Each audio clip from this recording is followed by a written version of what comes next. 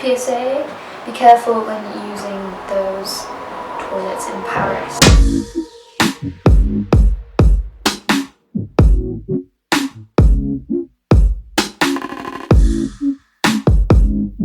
There's these public toilets that are for free. Press the door to close when I'm inside. It didn't seem like it was locked, like it was like a little crack of light. So I decided to move this red thing. And they opened the door.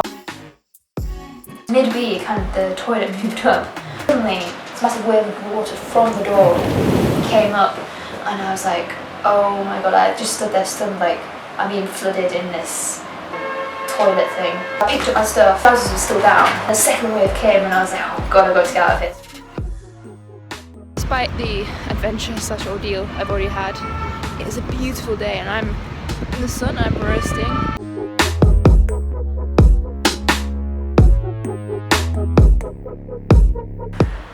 So yeah, plan of action, get a shower because I've got that toilet water all over me.